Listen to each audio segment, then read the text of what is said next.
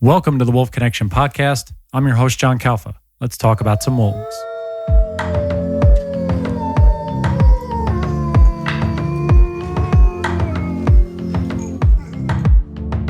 Back on the podcast with Steven and I today. Steven's back from his long break. Back. Back with us is the CEO and founder of Wolf Connection, Teo. Welcome back. Thank you, guys. Thank you for having me. Thank you for coming. So Teo did the first episode, and now we're past the 10 episode mark. So this is good, I think, to have you back. Woo-hoo. Nice. Yeah, we're doing great. And we wanted to bring you back on and really discuss and dive into the book, The Wolf Connection, that you wrote. It's been published for a while, and really get into the meat and bones and the teeth of what this is all about. The first thing I really want to ask you is, how did this journey begin for you? Because you've been doing a lot of work before Wolf Connection. You come to Wolf Connection, you started, and then you have all of this information. How does the journey start? And you say, I'm going to write this book and get all pen to paper. Okay. So you guys read the book. Yep. Mm-hmm. Chapter 6, I'm talking about a download is when it gets the book gets spiritual and out there. So part of that download, transmission from the wolf, was that I could not keep it to myself. I had to pass it on. So that's when the book became a possibility. And then I go, well, English is my second language. I'm not a writer, so I had a few things not going on for me. But the message the instruction that I had to pass on, the wolf message, was very clear. So I embarked on that. And first I started bluffing about, I'm writing a book. I began to claim it. I'm writing a book. I'm writing a book. I'm writing a book. And I remember being in a conference with the Association of Transformational Leaders, which I'm a member of. And we were a group of people, and everybody has their books and so on. So I'm, again, bluffing. Right. And said, yeah, I'm writing a book. The person standing next to me is an editor for Simon & Schuster. So when I say I'm writing a book, she turns and she says, oh, I want to publish your book. And then I go, oh, shit, now I have to write a book. now I have to, fulfill the promise, my bluff. Yeah. So that night we had dinner, and she asked very clearly for a proposal. And I slapped a very sloppy proposal together, and I got some help perfecting it. And it was very quickly purchased by the publisher. Mm-hmm. Wow. So the wolf, the way I see it is that the wolf not only instructed me to get it going, but also send me the people to get it going. So when you're about to get this book going, what's your intention and what was your idea of what this book was going to be to the world, the message you were trying to send with this book? Well, again, I was just following instruction from, not to get too woo about it, but following instruction from the wolf to get this transmission out there. So initially, this chapter 6, which is has been a confronting chapter for many people, because I'm bringing a very particular spiritual aspect of the wolf and the message, was going to be the introduction to the book. I was just going to start with that. Right. And the publishers, my editors, everybody felt that it was going to turn off a lot of people, just start with a big spiritual message. And then anybody that had an interest in the biology of the wolf and the history of the wolf and the human connection of the wolf and so on, right, was not going to continue reading or even buy it. So the journey began on creating a context to make the wolf message appealing to a broader audience. And so the initial proposal that I put together for the one that was purchased by Simon & Schuster was nothing like the book that I ended up writing. It had a completely different outline. It was more like a chronological follow-up of my life, and then one chapter for Tala, and one chapter for the beginning of the wolf, and then one chapter for what I learned, and then my own story, and then eventually. But again, I had another download early in the first couple of months of writing, trying to develop that first outline, where everything came together. All of a sudden, in a 30-minute, started coming through like, this chapter 1 is this, chapter 2 is this. And all of a sudden, I found all these different layers, or I call them realms of the wolf, that became the final book.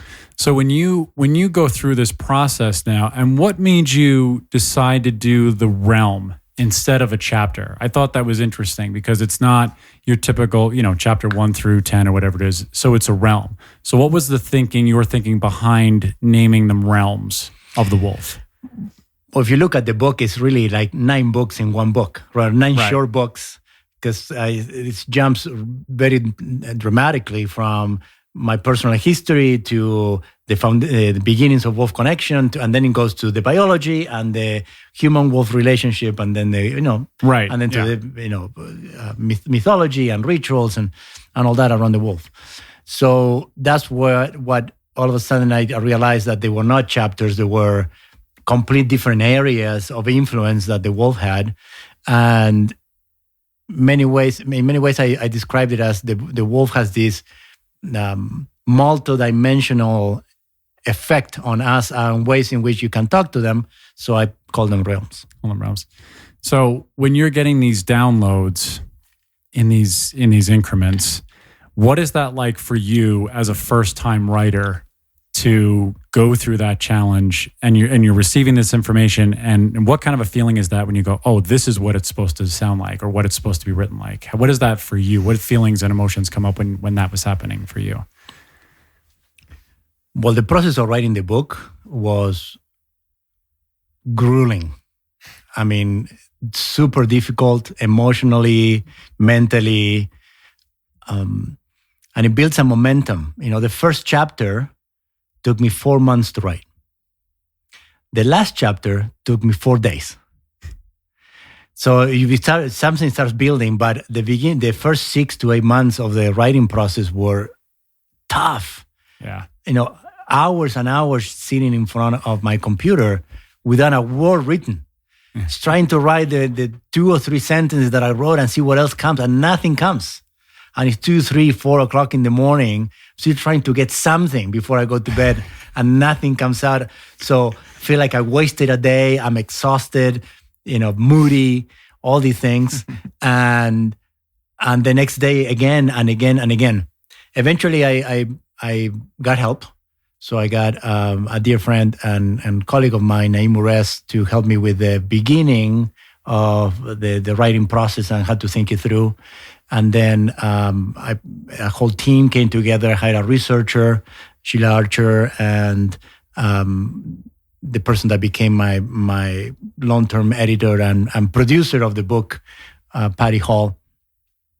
That really, Patty especially helped me think it through. So, master writer and project manager, she was able to now jump through from chapter to chapter and begin to tell me, well, just give me 3-4 lines on this here, and then give me another. And when I get stuck, leave it, and give me 3 chapters later. Can you tell me about this other thing? So we had endless sessions of just me walking around the house, gesticulating widely and trying to,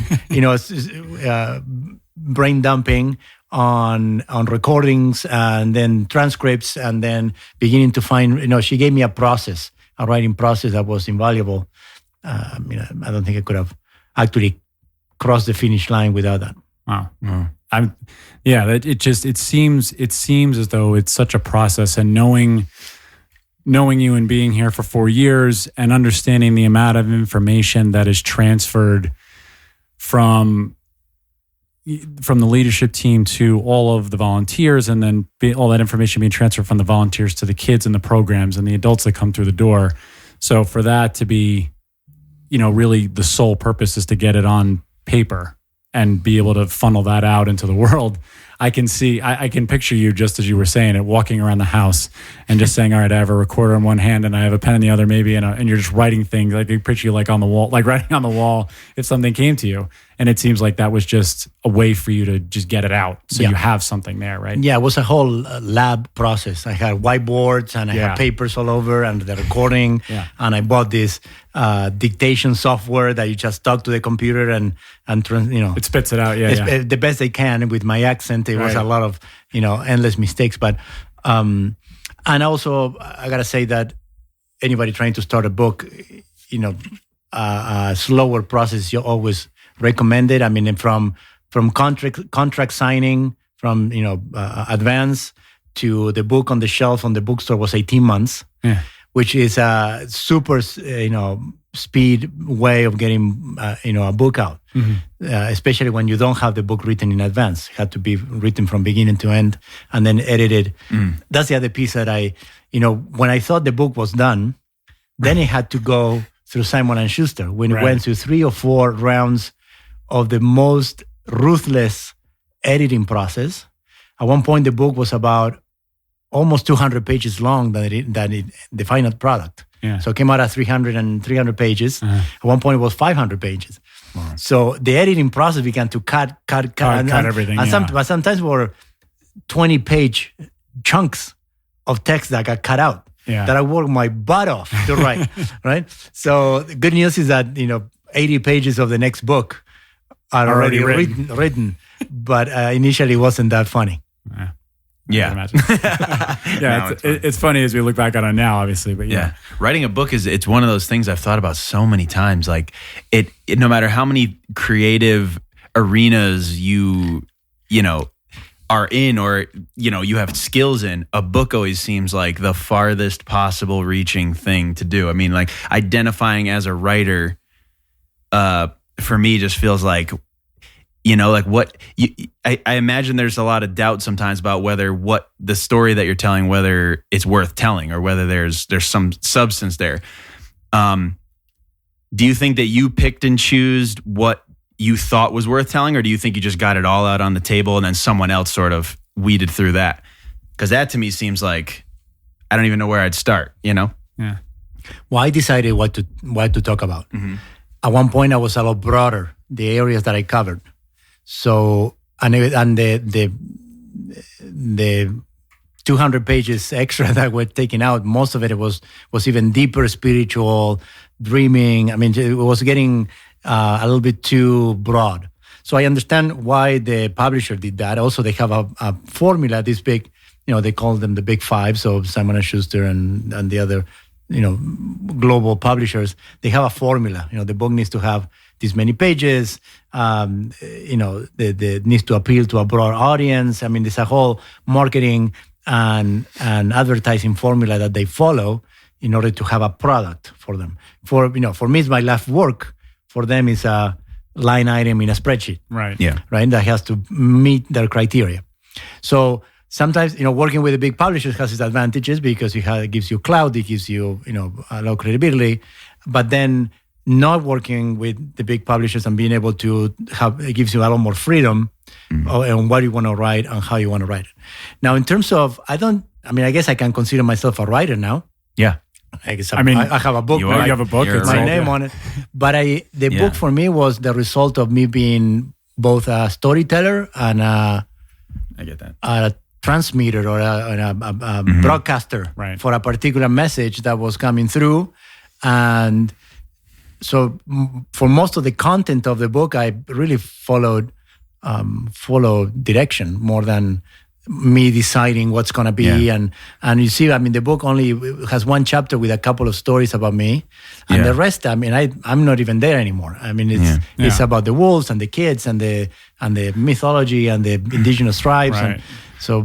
But it sounds like and I get this as an artist as well. It sounds like the outside structure sort of gave you the freedom to become a writer.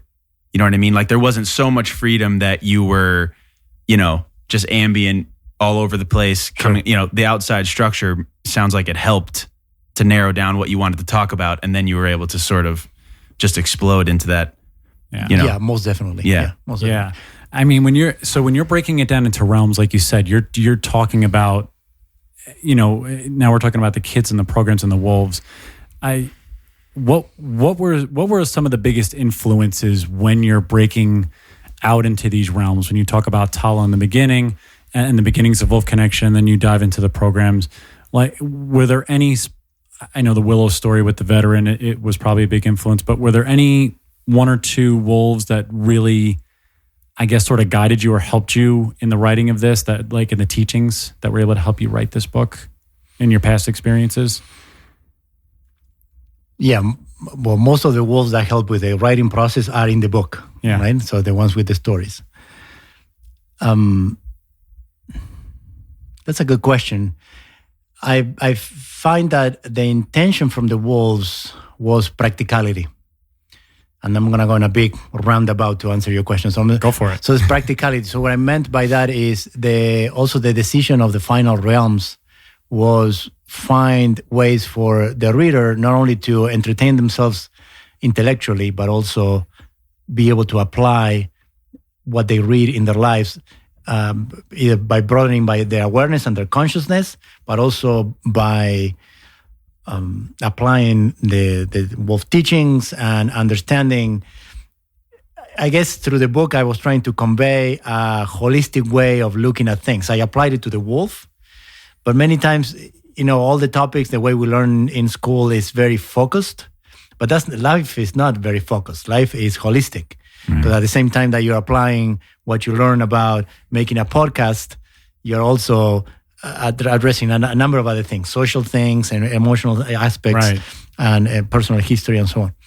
So that was the original criteria. In terms of the wolves that influence in the message, well, Tala definitely was the one that started everything and led me through the whole process. And she was very present through the writing of the book. I mean, I have plenty of tears shed going through her pictures and recapping her stories. And when I had to dive into each moment of her story, it really, brought up a lot of emotion. A wolf named Lucas, who is also in the book. It's a picture of him and I in the book. Was a gigantic animal with a huge personality. I always say he taught me how to be a wolf, how to behave like a wolf. He was very present, emotionally and energetically speaking during the writing. Miko, many of the wolves that I originally have deep relationships with, that I care for deeply. The way that now the team, you guys care for the wolves that we have currently in residence, were very present during the writing, and the wolves that we still have. Chance at the time was alive, and then Kenai had a lot to do with the writing, and Willow. Yeah, Willow's. I mean, she's still such a strong. I mean, Willow and Kenai are still such strong presences. Yeah. Now, currently in the pack that we have right now. Yeah, very wise, very deep. Very wise, yeah. I mean, they've been here, basically for 10 years, I think, both of them almost. It's amazing the amount of change that's happened for them. So what you touched on just before, when you're talking about, and I found this interesting, is sort of like that interactive aspect for the reader, because you had like the how to action with some of the realms, like you said, where you want the reader to apply the teachings, the wolf principles, what you just read. How can you apply this to your life, in reality, your job, whatever it is? I found that fascinating. What made you want to do that? Was that intentional, or did that come through organically and say, because we do that here with the kids.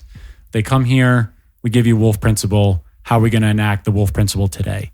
Was that something that you felt called to put in the book, or right from the jump, that this was something we want to do? From the jump. Yeah. Yes. And that was a way to replicate what we do, like you just said, what we do here on the property. I say it even in the introduction to the book. If you're gonna read this, and don't waste your time, right? I mean, I wanted from the beginning to be a practical book, to the point that my original intention was to include a call to action or a how to action in every chapter. So at the end of each chapter will be something for the reader to do. Right. And that was a big back and forth with the publisher. They fought me endlessly, and they won. They wanted all the action at the end because they felt that at the end of each chapter, if they had something they had to do for a week or for a month, it was going to interrupt the writing process and the reading process. And they would not actually continue reading the book. They would just drop out halfway through. So they wanted all the action items at the very end once people read through the whole thing. And I finally understood their reasoning, and I went with that. Yeah. But that had to be rewritten heavily in order to make sense, to pile them up all at the end. Right, because you're almost building to.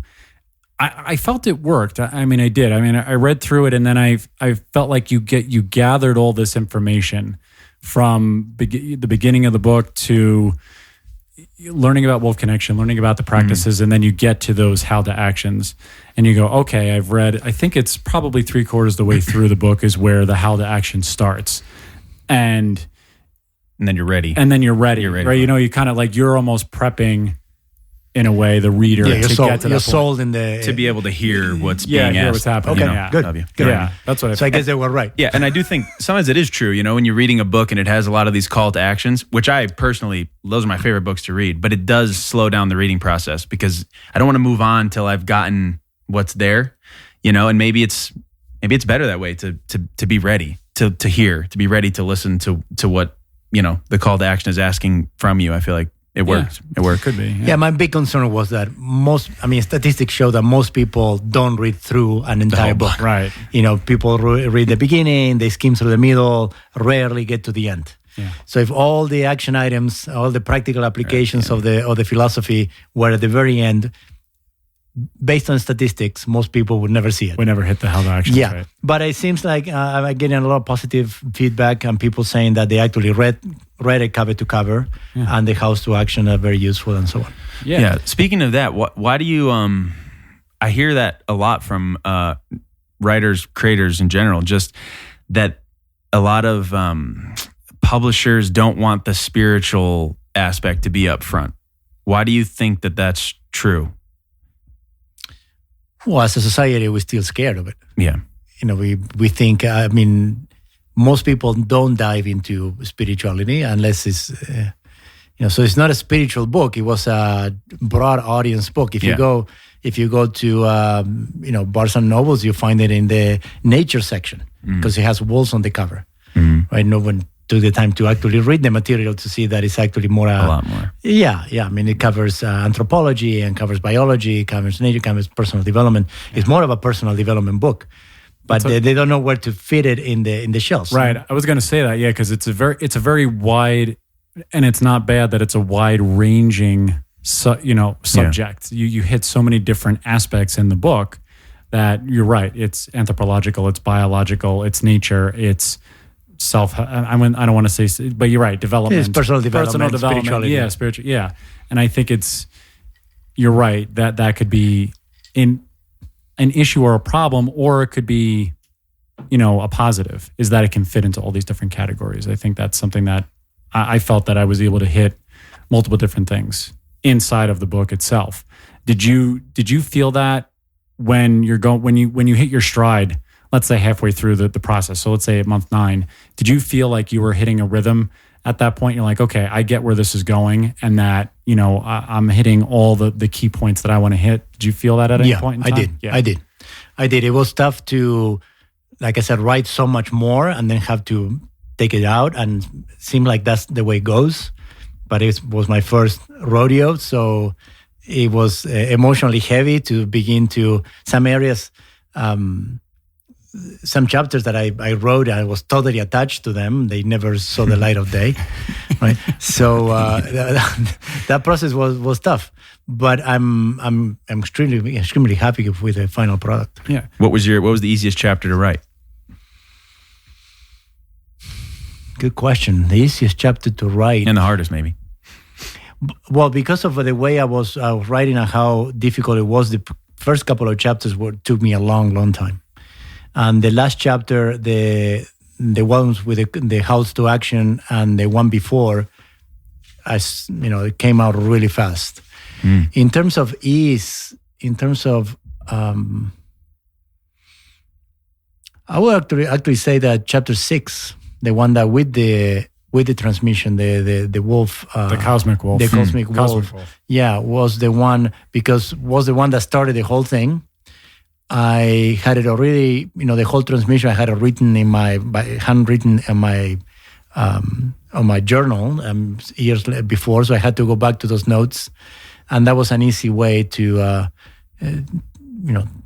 put it. I mean, it needed a lot of polishing, but that was an easy chapter to write. Yeah, I mean, it's when I'm looking at it now too, and actually, I wanted to ask you as well. I liked how things just come up organically. That's how I like things. So when because the title of the book is The Wolf Connection, and then right below that is what wolves can teach us about being human. So what's the intention of that message you're trying to send for anybody who picks up the book and sees it, and they see that right below the title? What's the intention behind those words from you as the author?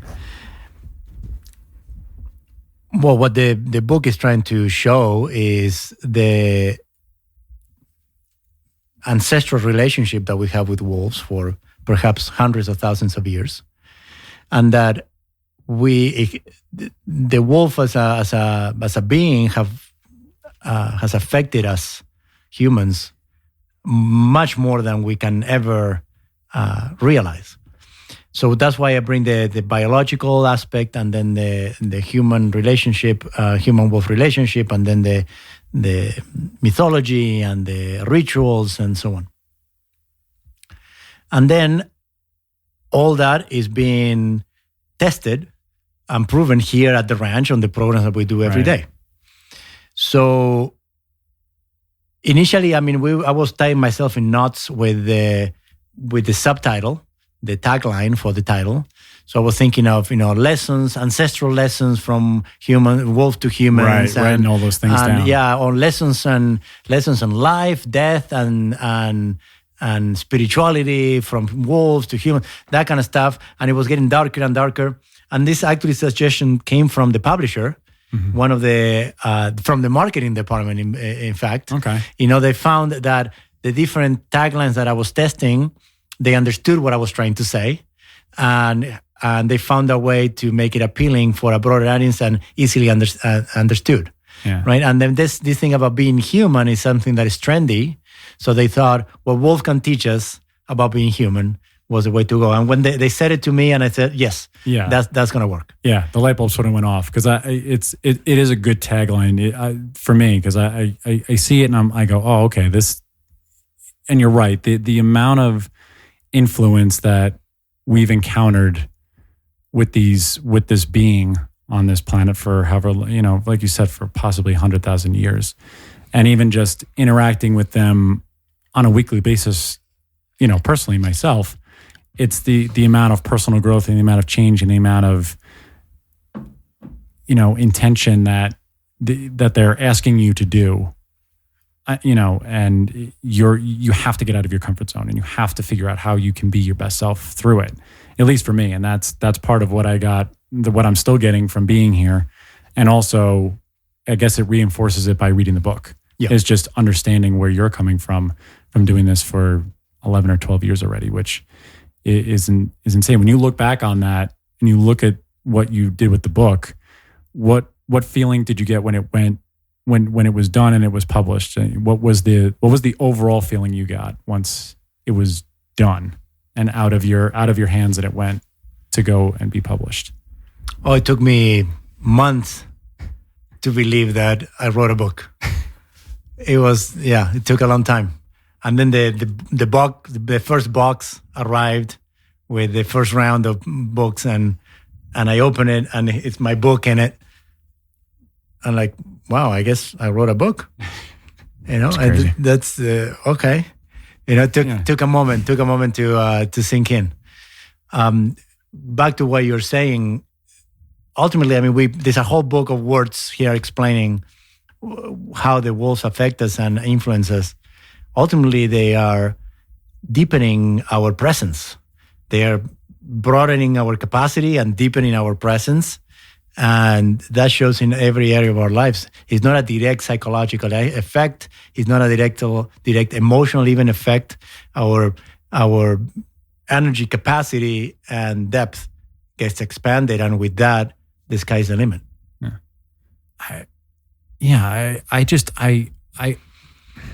I'm trying to find the words. This is what happens when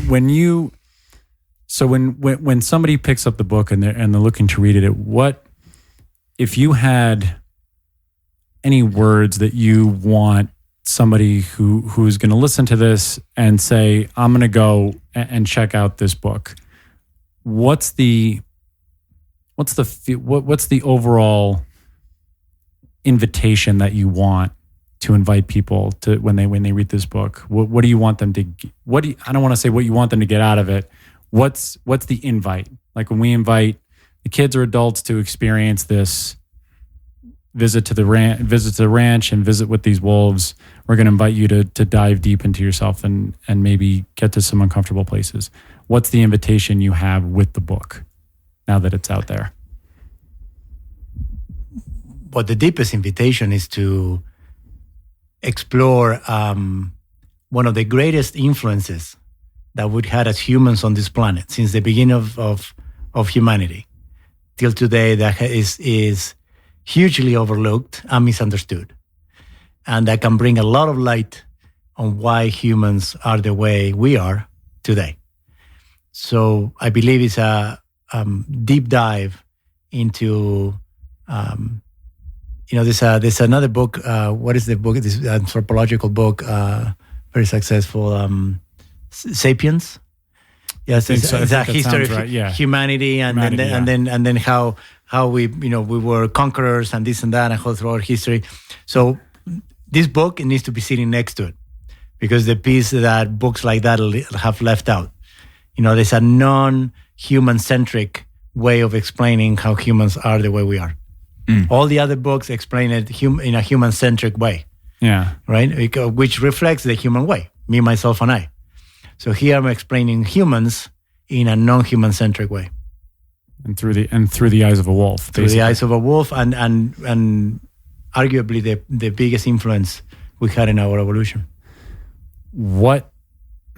Because Stephen asked, you were reading my brain when I was going to ask the same question about what was the easiest and the hardest chapter. What were your biggest, other than the fact of opening that box and saying, man, I wrote this book. This book is here and it's out. Was there a wolf principle that you felt through the whole process that you were going through that really encapsulated this entire journey for you? Or did you kind of dabble in all the different wolf principles? The wolves give 150% and so on and so forth. Oh, the wolf principles. Yeah. It's a good question. The wolf principles evolved through the writing. Initially, the original list that we used for programs had 30 of them or something like that. And then through 30 sounded like too many to present in a book and in a program for the matter. So as I started distilling all the principles, we came down to these 12. And I thought 12, people can practice one a month or can practice once a week over a 3-month period or something like that and repeat it. So it has, something they can follow. In terms of the principles, probably they're all deep. I mean, I can think of the wolf into being as one that has been very present. But if I have to really call one that really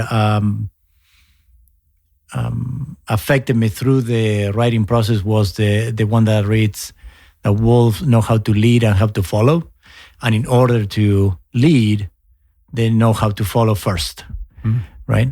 And because writing a book is an act of leadership. I mean, you're putting out something out there that is going to impact people in a certain way or guide their thinking process and their emotional process down a certain path. And at the same time, I was following Wolf's instructions through the writing. I mean, the message, the central piece of the book, which is, in my opinion, that Cosmic Wolf, Chapter 6. And so it was a following and leading, and also the way my team formed with the different editors and project managers and book producers that had to really help me with the creative process and help me organize how to really move through this daunting task of presenting 300 pages of text that had a beginning, middle, and end. Yeah, a lot more difficult than it sounds, at least for me. But in hindsight, you wrote 500 in a way. You had 500, and then it got pared down to 300. So right. It's a fascinating read. I applaud you on that end, because I've tried to write, and I mean it is a daunting task. So just to get through it, I think is an achievement in and of itself. Yeah. So thank you. It's great. It's published by Simon & Schuster. The book, for all of you that are out there, it's The Wolf Connection: What Wolves Can Teach Us About Being Human. Where can people find the book, Teo, in case if they want to purchase it or find it? Every book outlet, online and bookstores, it sells it. We sell it on our website. Someone wants to buy it from us, but it's the same. Okay. We receive the same amount of money, same profit, right? One way or the other. So yeah, and if people, I would love to hear. So either leave a review on Amazon or send us a note or on our social media. Let us know that you read the book and what you thought of it. No, absolutely, yeah. And and go to our website, wolfconnection.org. You can order the book through there. You can look at any of the ancestors, any of the wolves that have come through our doors in the 11 and a half years we've had. We have an ancestors page. And so you can read about Tala, you can read about Rocky and all the other ancestors that have been through here. Go to our Instagram at Wolf Connection, our Facebook page, Wolf Connection, so you guys can get all the latest updates. Teo, your Instagram handle is at Alfero Teo, correct? Is that your Instagram? Would you believe it if I didn't know? There you know. But we'll have his Instagram on there. So yeah, go to Amazon.com, go to wolfconnection.org. And when's the next one? Yeah, when can we expect book number 2? I got the same question earlier today. I don't know. It's the process of writing the book had a cost, which was I wasn't really involved in running the organization for the better part of a year. That had a cost with the team. That had a cost on revenue. That had a cost in my own mental sanity. So I don't know. That will depend on how other things come together. I mean, I'm eager to start writing again, but it may be another couple of years until the next book is out. Copy. But now you have the bug, right? You have the writing bug. You think I definitely have the bug. You have the bug. Okay. Yeah, and I have a few 3 or 4 more books in me for sure. Great. That's awesome to hear. Yeah. So you guys check it out. Go to our website, sponsor, look at any of the wolves that we talked about today. And it's great. Teo, thanks again. We'll have you back on anytime. And then we can go chapter by chapter if we want. Going forward. So we will do that. So stay tuned. We're going to dive more into the book. But again, The Wolf Connection: What Wolves Can Teach Us About Being Human by Teo Alfero. Teo, thanks again, man. Oh, my pleasure, guys. Thank you. Thank you so much. Howls to all of you out there. And we will see you. We'll talk to you next time. Bye-bye. Bye.